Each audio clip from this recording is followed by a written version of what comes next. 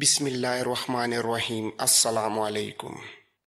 قاسم نے انتہائی احتیاط سے آواز پیدا کیے بغیر اندر سے دروازہ کھولا اور آغا حسن کو بھی اندر بلا لیا۔ ادھر امیر خان نے کمال پھرتی کا مظاہرہ کیا تھا۔ وہ مکان کی اگبی دیوار کے ساتھ موجود درختوں میں ہاتھ اور پاؤں کی انگلیاں پھنساتا کسی چپکلی کی طرح مکان کی چھت پر چڑھ گیا۔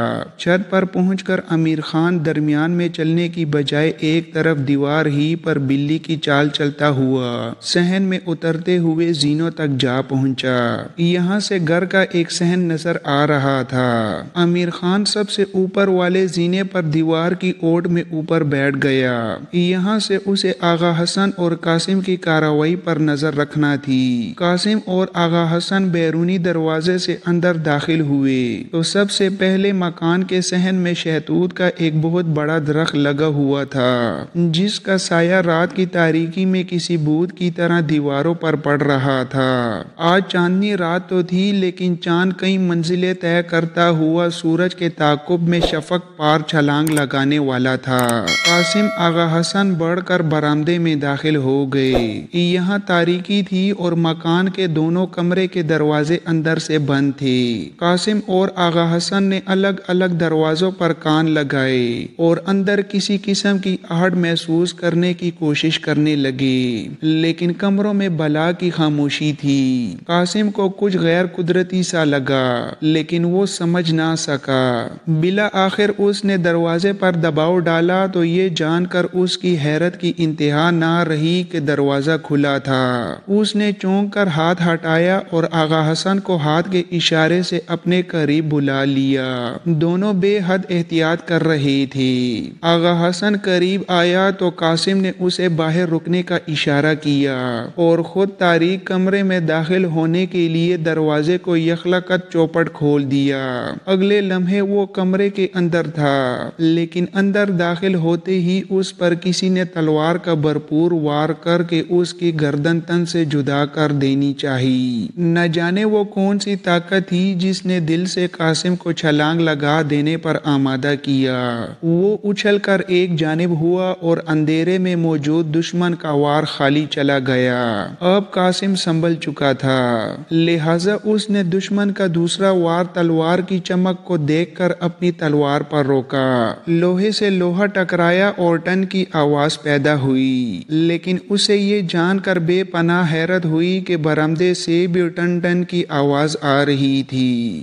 گویا دشمن صرف اکیلا نہیں تھا، بلکہ کوئی ساتھی بھی باہر کہیں چھپا ہوا تھا جو آغا حسن پر حملہ آور ہوا تھا۔ اس کا مطلب تھا کہ اسلم خان اور اس کے ساتھی پہلے سے گھات لگا کر بیٹھے تھے۔ قاسم اندھیرے میں اندیکھے دشمن کے وار روکتا رہا اور پھر اچانک اس نے ایک زبردست داؤ کھیلا۔ اس نے ایک دم اپنا پیر پھسلایا اور زمین پر گر گیا۔ اگلے لمحے وہ پھسلتا ہوا مدمقابل کی ٹانگوں پر گرا۔ مدمقابل اوندے منہ نیچے آ رہا تھا۔ قاسم نے لیٹے لیٹے اپنی تلوار کا رخ اس کی جانب کر دیا۔ مدمقابل تلوار پر گرا اور تلوار اس کی پیٹھ سے آر پار ہو گئی۔ فضا ایک چیخ سے گونجی اور مدمقابل کے پیٹ سے خون کے فوارے پھوٹ پڑے۔ قاسم تیزی سے اٹھا اور باہر کی جانب تیزی سے لپکا، لیکن یہاں آغا حسن پہلے ہی دشمن کی گردن کاٹ چکا تھا۔ آغا حسن اور قاسم کو اچانک سیڑھیوں پر دوڑتے ہوئے قدموں کی آواز سنائی دی اور پھر تھوڑی دیر بعد دو تلواریں ٹکرانے کی آواز آنے لگی۔ گویا امیر خان کی مڈبھیڑ بھی دشمن سے ہو چکی تھی۔ آغا حسن اور قاسم زینے کی جانب دوڑے، لیکن اس سے پہلے کہ وہ زینے پھلانگتے، اوپر سے کوئی گٹھری سی لڑکتی ہوئی نیچے آنے لگی۔ گٹھری قاسم کے پیروں میں آ کر رکنے کی بجائے ایک دم اٹھ کر کھڑی ہو گئی۔ آغا حسن نے چاند کی روشنی میں پہچانا، یہ اسلم خان تھا۔ اس کی تلوار گر چکی تھی اور وہ زینوں سے لڑک کر صحیح سالم بچ گیا تھا۔ قاسم نے اپنی تلوار سیدھی کی اور اسلم خان کی تھوڑی پر ٹکا دی۔ اسلم نے جرأت کر کے خاصی بلند آواز میں کہا، کون ہو تم لوگ اور کیا چاہتے ہو مجھ سے؟ اسلم نے آواز نکالی تو قاسم نے تلوار کا دباؤ بڑھا دیا اور سام کی طرح پھنکارتے ہوئے کہا، تم ہمیں اچھی طرح پہچانتے ہو اسلم خان، ہم اسلام کے غداروں کی موت ہیں۔ تم اگر کچھ رعایت چاہتے ہو تو یاد رکھو کہ تمہاری بھلائی اسی میں ہے کہ تم سب کچھ اگل دو۔ کیا اگل دوں؟ مجھے کچھ معلوم نہیں۔ تم لوگوں نے مجھے کچھ کہا تو خود بھی بچ نہیں سکو گے۔ تم ینی چیری کے ایک سالار پر ہاتھ اٹھا رہے ہو۔ اب اسلم خان کا حوصلہ بحال ہو رہا تھا۔ اچانک قاسم نے اسلم کی تھوڑی سی تلوار پیچھے ہٹا لی۔ اسلم نے حیرت سے قاسم کی جانب دیکھا، لیکن اگلے لمحے اس کی دردناک چیخ نے پوری فضا کو چیر دیا۔ قاسم نے پوری کی پوری تلوار اس کی دائیں ران میں گھوم دی تھی۔ تکلیف کی شدت سے اس کی چیخ بہت بلند آواز میں پیدا ہوئی، یقیناً آس پاس کے مکانوں میں سنی گئی ہوگی۔ اب قاسم اور آغا حسن کو جو کچھ بھی کرنا تھا انن فنن کرنا تھا۔ امیر خان ابھی تک چھت پر ہی تھا۔ اس نے ایک اچھے سپاہی کی طرح اپنی طے شدہ جگہ نہیں چھوڑی تھی۔ قاسم نے اسلم کی ران میں تلوار گھونپی لیکن واپس نہ کھینچی۔ اسلم تکلیف کی شدت سے زمین پر گر چکا تھا۔ وہ اور بھی چیختا لیکن آغا حسن نے آگے بڑھ کر اس کا منہ ہاتھ سے بھینچ کر بند کر دیا۔ قاسم خونخوار انداز سے اسلم کی آنکھوں میں جھانکتے ہوئے بولا، اسلم خان، زندگی سے زیادہ قیمتی کوئی چیز نہیں، خصوصاً تمہارے جیسے غداروں کے لیے۔ تم اگر جینا چاہتے ہو تو سچ سچ بتاؤ کہ تمہارا آدمی ہماری باتیں کیوں سن رہا تھا۔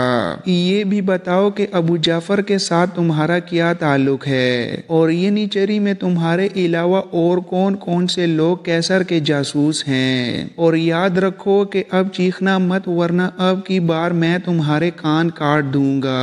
قاسم کے لہجے میں بے پناہ صفاقی اور بے رحمی تھی۔ اسلم تو درکنار۔ قاسم کی آواز سے آغا حسن بھی کانپ اٹھا۔ آغا حسن قاسم کے اشارے پر اسلم کے منہ پر سے ہاتھ ہٹا چکا تھا۔ اسلم قاسم کی صفاقی سے اس قدر خوفزدہ ہوا کہ بے پناہ درد کے باوجود زبان سے خاموش رہا۔ قاسم کے دوبارہ پوچھنے پر وہ طوطے کی طرح بولنے لگا۔ اس نے بتایا کہ ابو جعفر در حقیقت کیسر کا جاسوس ہے اور سلطنت عثمانیہ کی تباہی کی غرض سے ادرنا میں مقیم ہے۔ اس نے یہ بھی بتایا کہ ابو جعفر نے ینیچری میں اپنی سازش کا جال بچھا رکھا ہے، لیکن وہ ینیچری میں موجود کیسر کے جاسوسوں کے مکمل نام نہ بتا سکا۔ اس نے ایک سالار کا نام لیا ہی تھا کہ اس کی گردن ڈھلک گئی۔ وہ شاید بے ہوش ہو چکا تھا۔ اتنے میں چھت پر سے امیر خان نے تیز سرگوشی کرتے ہوئے کہا، ساتھ کے مکان میں ہلچل سی دکھائی دے رہی ہے، آپ لوگ جلدی سے اپنا کام نپٹانے کی کوشش کیجیے۔ قاسم نے مایوسی سے بے ہوش اسلم کی جانب دیکھا اور اگلے لمحے بے رحمی سے اپنی تلوار واپس کھینچ لی۔ اسلم بے ہوشی کے عالم میں تڑپا لیکن اس نے آنکھیں نہ کھولیں۔ قاسم نے اسلم کو وہیں پڑے ہوئے چھوڑا اور آغا حسن کو اوپر امیر خان کے پاس جانے کی ہدایت کرتا ہوا خود مکان کے دوسرے بند دروازے کی طرف بڑھ گیا۔ قاسم کے اندازے کے مطابق یہاں اسلم کی بیوی بند تھی۔ وہ کمرے کے دروازے پر پہنچا اور دروازے کو دھکیل کر کھولنے کی کوشش کی۔ قاسم نے دیا سلائی جلائی اور برآمدے کی دیوار میں اٹکی مشعل کو روشن کر دیا۔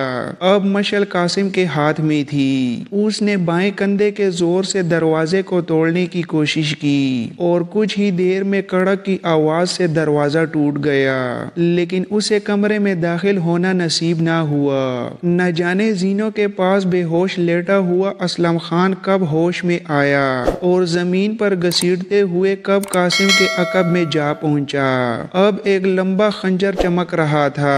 قاسم نے جوں ہی دروازے کے بٹ کو توڑا، اسلم نے آدھا دڑ اوپر اٹھاتے ہوئے قاسم کی پشت پر خنجر کا وار کر دیا۔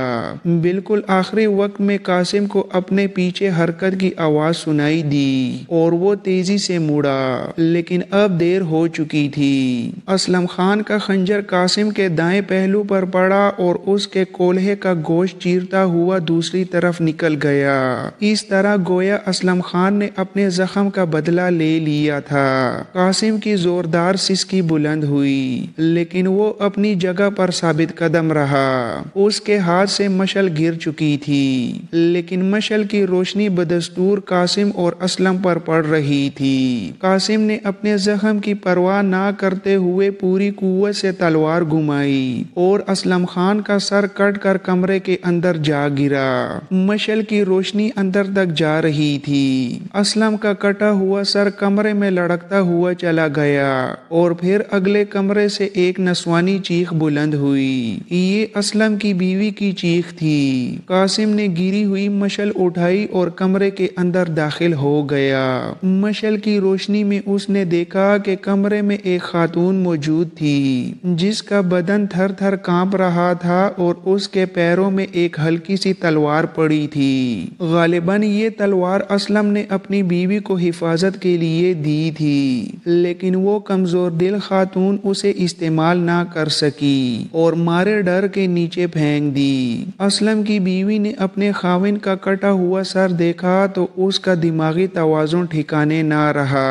फटी फटी आंखों से कुछ देर निकाबपोश कासिम की जानिब देखती रही और फिर यखलकत उसने अपने सामने पड़ी तलवार दोनों हाथों से उठा ली और किसी पागल दरिंदे की तरह कासिम पर हमला करने के लिए दौड़ी। कासिम ने 2 कदम पीछे हटकर उस अनाड़ी खातून की तलवार पर अपनी तलवार से वार किया तो उसकी तलवार उसके हाथ से निकलकर दीवार से जा टकराई। इतनी देर में बाहर दौड़ते हुए कदमों की आवाज सुनाई दी। ये आगा हसन था जो कासिम को ये बताने के लिए आया था कि कुछ मुसल्लह अफराद मकान को सामने की जानिब से घेरे में लेने की कोशिश कर रहे हैं। कासिम ने सुना तो बिजली की तेजी से बाहर की जानिब जुस्त लगाई और किसी छलावे की तरह 3-3 जीने फलांगता मकान की छत पर जा पहुंचा। आगा हसन भी उसके अकब में था। छत पर आमिर खान पहले से मौजूद था और उसने समझदारी का मुजाहिरा करते हुए वापसी के लिए छत के साथ कमन पहले से लटका रखी थी। कमन का आंकड़ा छत के साथ चिपका हुआ था और कमन की मजबूत रस्सी नीचे जमीन तक चली गई थी। सबसे पहले आगा हसन नीचे उतरा, फिर कासिम और सबसे आखिर में आमिर खान भी नीचे उतर आया। अब वो महफूज थे।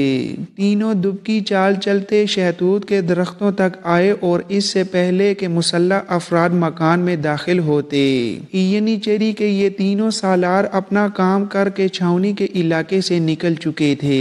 सुबह हुई तो अदरना के लोगों ने अजीब अजीब खबरें सुनाई। हर तरफ सनसनी फैली हुई थी। लोग जगह जगह कल के वाकयात पर तबसरे कर रहे थे। एक ही दिन में यानी चेरी के मस्कर और छावनी में कत्ल की 4 सनसनीखेज वारदातें हुई थीं। हर शख्स की जबान पर यही बात थी कि कैसर के जासूस अदरना में फैल चुके हैं, लेकिन कासिम किसी और ही फिक्र में था। उसके पास वक्त कम था और अभी उसे बहुत से काम निपटाने थे। उस वक्त वो बगदादी दरवाजे के करीब मंडला रहा था। अबू जाफर के रिहाइश इसी इलाके में थी। ये दिन का वक्त था और कासिम अकेला था। वो गालिबन यहाँ कोई कार्रवाई करने की बजाय महज मौके का जायजा लेने के लिए आया था। आज बाजार में खूब गहमा गहमी थी। लोग तुर्की टोपियां पहने और बारी बरकम लिबास जेबेतन किए कारोबार जिंदगी में मसरूफ थे। कासिम आहिस्ता कदमों से चलता हुआ बाजार से गुजरने लगा। यहाँ जगह जगह 2 या 4 आदमी कल के वाकयात पर जोर शोर से महू गुफ्तगू थे। कासिम के बदन पर ढीला डाला अरबी लिबास था, जिसकी कमीज घुटनों से नीचे तक थी। उसने सर पर भी हिजाजी तर्ज का इमामा बांध रखा था। वो बाजार की चहल पहल से बेपरवाह बगदादी दरवाजे की तरफ चलता चला गया। उसे बगदादी दरवाजे की जामिया मस्जिद में जाना था। वो अभी जामिया मस्जिद की तरफ मुड़ने ही वाला था कि उसकी नजर मार्सी के कोचवान पर पड़ी। मार्सी का कोचवान बाजार में कुछ खरीदारी कर रहा था। अचानक कासिम को मार्सी के कोचवान अकबर से मिलने का ख्याल आया और वो ढीले कदमों से 9 उम्र लड़के की जानिब चल दिया। यूं ही वो अकबर के करीब पहुंचा तो अकबर ने फौरन कासिम को पहचान लिया। अरे साहिब जी, आप यहाँ क्या कर रहे हैं? मालकिन आपकी बहुत तारीफें करती है। आज तो हमारे घर में वो आया हुआ है, वो बड़ी मालकिन का दोस्त। अकबर ने गोया कासिम की सारी मुश्किल ही आसान कर दी। उसे जिसकी तलाश थी वो खुद ब खुद चल कर कासिम के पास आ गया था। कासिम ने अकबर से फौरन सवाल किया, कौन? अबू जाफर? जी हाँ, वही अबू जाफर, नीली आंखों वाला। अकबर ने नीली आंखों वाला कहा तो कासिम का जहन फिर घूमने लगा। नीली आंखों वाला अरबी बाशिंदा अबू जाफर हमेशा कासिम के दिल में खटकता था। कासिम ने फौरन फैसला किया कि वो मार्सी को पैगाम भेजेगा। चुनांचा उसने अकबर से कहा, मैं तुम्हें एक खत लिख कर देता हूँ, क्या तुम उसे सही सलामत अपनी छोटी मालकिन तक पहुँचा दोगे? जी बिल्कुल, मैं वो खत सिर्फ छोटी मालकिन को दूंगा। मार्सी का कोचवान अपनी उम्र से ज्यादा चालाक था। अब कासिम के लिए मसला था इस बाजार में खत लिखने का एहतमाम करना। उसने सोचा किसी सराय के मुंशी का कलम और रोशनाई ही इस वक्त काम आ सकते हैं। वो मार्सी के कोचवान अकबर को लेकर किसी सराय की तलाश में चल खड़ा हुआ। बाजार में काफी रश था। ज्यादातर लोग पैदल आ जा रहे थे और कुछ लोग गद्दों और घोड़ों पर बाजार से गुजर रहे थे। अनवाउ अकसाम की दुकानें सजी हुई थीं और जनो मर्द खरीदो फरोख्त में मसरूफ थे। ये अदरना का सबसे बड़ा बाजार था। ये बगदादी दरवाजे से शुरू होकर बीच शहर तक चला जाता था। कासिम और अकबर सराय की तलाश में बगदादी चौक तक आए और अकबर के बताने पर कासिम एक जगह रुक गया। ये एक बड़ी और शानदार सराय थी। कासिम अकबर को लिए अंदर दाखिल हुआ तो सराय की इमारत देखकर हैरान रह गया। ये पत्थरों से बनाई गई एक खुशनुमा इमारत थी। कासिम इमारत का सहन पार करके इस्तिकबालिया चबूतरे पर पहुंचा। वहां एक उधेड़ उम्र शख्स ने मुस्कुराकर उसका इस्तिकबाल किया। कासिम ने बैठते ही अपना मुद्दा बयान किया। उधेड़ उम्र शख्स ने फौरन एक कागज और कलम कासिम की जानिब बढ़ा दिया, साथ ही लकड़ी के संदूक पर रोशनाई रख दी। कासिम ने मार्सी को लिखा, आज फिर चील तुम्हारे चमन में मौजूद है। इससे पहले कि वो तुम्हारे नशेमन को नुकसान पहुंचाए, उसके अज़ाइम मालूम कर लो। सितारों की चाल के मुताबिक आज का दिन हम सब के लिए बेहतर है। परिंदगान चमन के लिए चील का खतरा कम होता जा रहा है। उम्मीद है शाहीन के आने तक चील किसी शिकारी के तीर का निशाना बन जाएगी, लेकिन उसकी नकलो हरकत पर खुसूसन आज के दिन नजर रखना तुम्हारी जिम्मेदारी है। वसलाम। ये एक तरह से खुफिया तहरीर थी, लेकिन मार्सी जैसी ज़हीन लड़की के लिए उसे समझना कोई मसला ना था। कासिम ने मार्सी के नाम लिखी चिट्ठी को तह किया और चिट्ठी अकबर को थमा दी। अकबर के जाने का काम मुकम्मल हो चुका था। चुनांचा वो जाने के लिए मुड़ा, लेकिन कासिम ने उसे रोक लिया। चबूतरे पर बैठा उधेड़ उम्र शख्स जो खुंगियों से कासिम का खत पढ़ने की कोशिश कर रहा था, पर वो सटपटा गया। कासिम के खत का मजमून ही इंतहाई अजीब था। अगर खत मार्था या अबू जाफर के हाथ भी लग जाता तो भी राज ना खुल सकता। कासिम ने अब तक एक दानिशमंद सुराग रसां होने का सबूत दिया था। उसने अकबर से कहा, देखो अकबर, अपनी मालकिन से कहना कि इस खत का जवाब आज ही दे, और वो भी जल्द से जल्द। अकबर, तुम खुद अपनी मालकिन का जवाब लेकर आना। मैं सपहर के बाद तुम्हारा इंतजार करूंगा लाला शाहीन की यदगार पर। कासिम की हिदायत सुनकर अकबर ने सर हिला दिया। अब वो जाने लगा तो कासिम ने उसे जाने दिया। इधर कासिम ने उसको मार्सी के घर की जानिब रवाना किया और उधर खुद उसने इरादा कर रखा था कि वो अबू जाफर की निगरानी के लिए मार्था के घर जाएगा। बज़ाहिर वो अकबर के जाने का इंतजार करता रहा। अकबर सराय की इमारत से निकल गया तो कासिम भी सराय के मुंशी का शुक्रिया अदा करके बाहर निकलने के लिए उठा। वो अभी सराय की राहदारी में ही था कि सराय में दाखिल होने वाले अजनबी को देखकर चौंक उठा। ये शख्स अपनी शक्ल सूरत और हुलिये से हंगरी का ईसाई बाशिंदा दिखाई देता था और यही बात कासिम के चौंकने का बाइस थी। अजनबी मुसाफिर था और उसकी पीठ पर लद्दा सामान इस बात का गवाह था कि वो अभी अभी अदरना में वारिद हुआ है। इससे पहले कि कासिम उसके बारे में कुछ और सोचता, अजनबी बिल्कुल कासिम के करीब से गुजरने लगा तो रुक गया और इंतहाई मासूमियत से दरियाफ्त करने लगा, क्या ये सराय है? अजनबी के लबो लहजे को देखकर कासिम का शक यकीन में बदल गया। ये वाकई हंगरी का यूरोपी बाशिंदा था। कासिम जैसे सुरागरसा ने मशकूक अजनबी का सवाल करना गनीमत जाना और पूरी तरह से अजनबी की तरफ मुतवज्जह हो गया।